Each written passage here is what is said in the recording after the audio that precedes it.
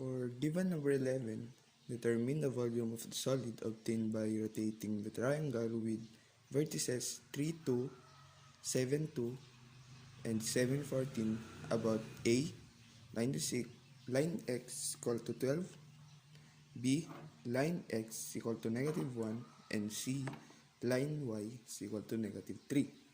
So first, we need to graph the triangle.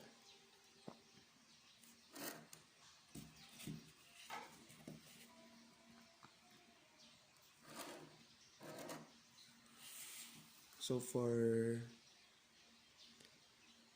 vertices of 3, 2,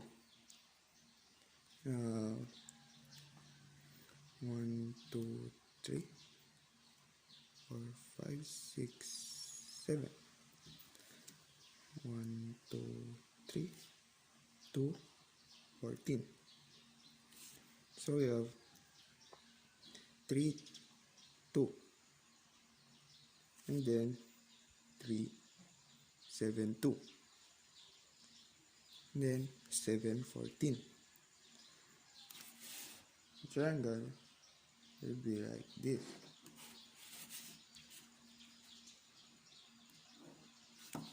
The right triangle. For integration, we need to use v is equal to pi from a to b y squared dx, or v is equal to pi from c to d x squared dy.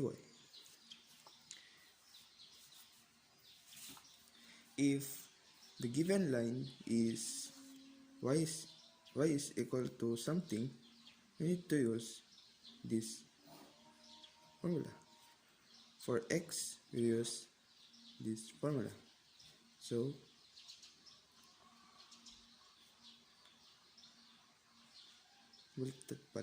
for x, we need to use this. For x, we need to use this. For y, we need to use this. So for letter A, we have line x is equal to 12. So use pi from 2 to 14 x squared dy is equal to pi from 2 to 14 y plus 7 all over 3 minus 12 squared dy.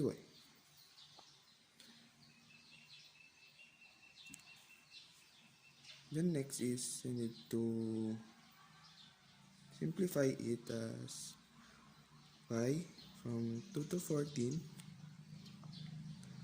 negative 36 plus y plus 7 all over 3 squared dy, and pi all over 4 from 14 2 to 14 y minus 24 squared dy. If we put this in calculator, we will get 604 pi cubic units, or 1897.52 cubic units. So that's for A. Next, move up to letter B. Line x is equal to -1. The same as the procedure for letter A, we need to use pi integral. For line letter B, for letter B, we have line x is equal to -1. The same procedure as letter A. We need to use pi integral from 2 to 14 -1 minus y plus 7 all over 3 squared dy. and pi from 2 to 14, negative 3, negative y minus 7 all over 3 squared dy. Then simplify negative 3 minus 7, pi from 2 to 14, negative y minus 10 all over 3 squared dy. If you input this in calculator, I've got answer 1407.43 cubic units. For letter C, we have 9y is equal to negative 3. As I said earlier that if y is given, then we have to use v is equal to pi from a to b y squared dx.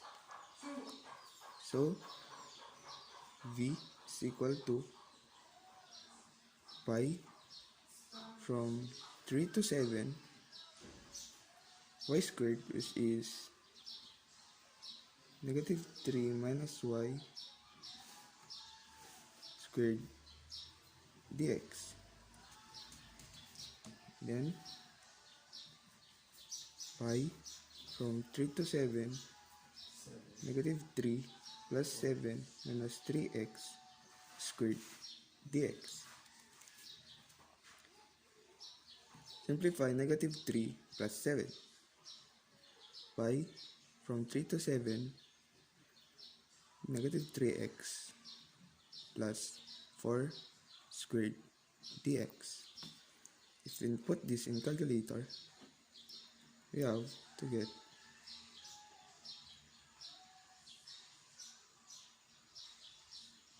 532 pi cubic units,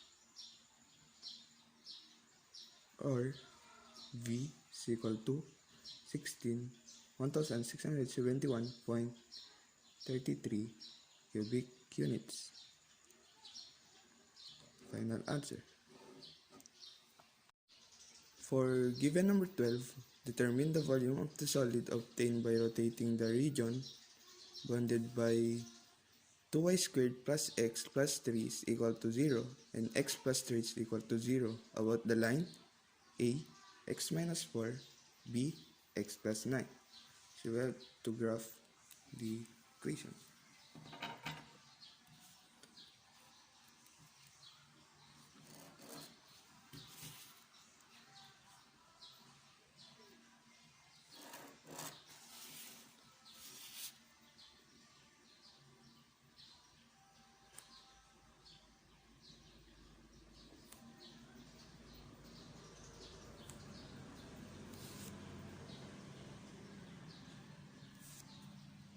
So we have x minus 4 become x is equal to 4.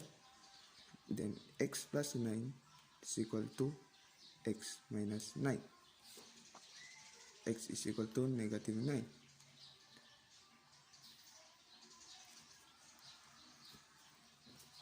Then we need to graph 2y squared plus x plus 3 is equal to 0.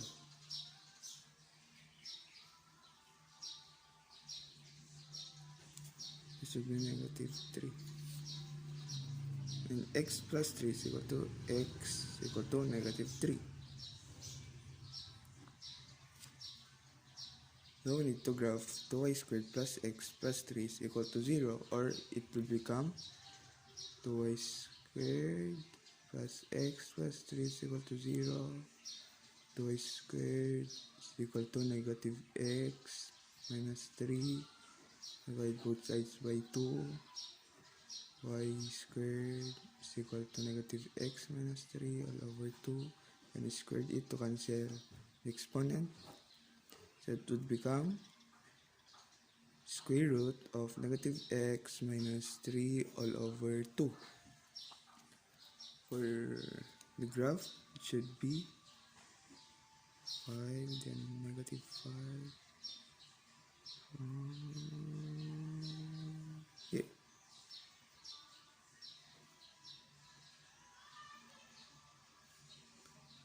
is x is equal to negative 3.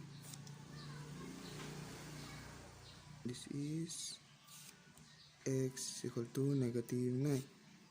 And x is equal to 4.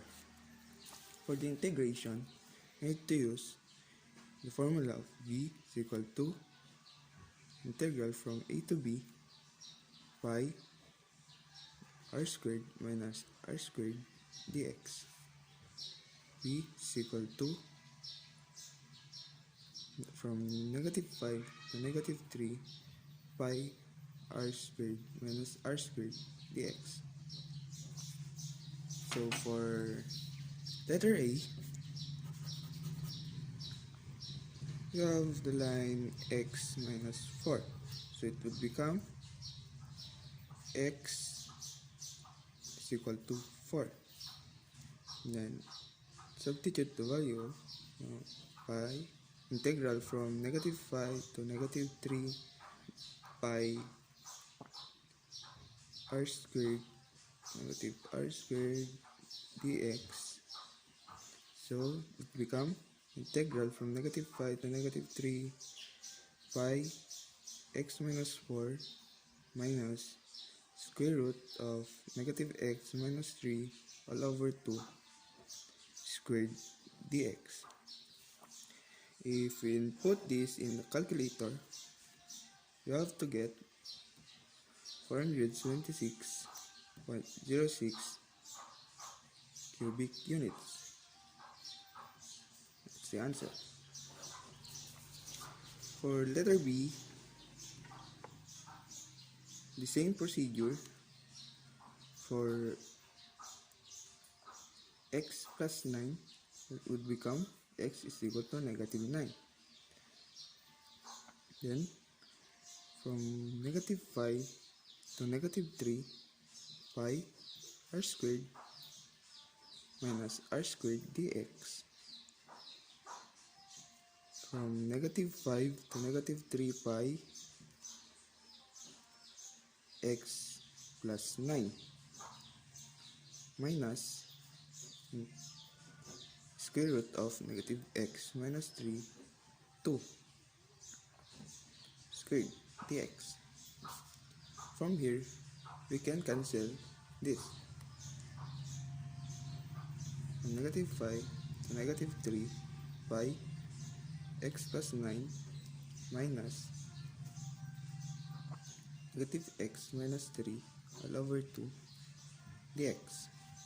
If we input this in the calculator, you get 12.10 cubic units. And that's the final answer. For letter A, we have 476.06 cubic units. And for letter B, we have 12.10 cubic units.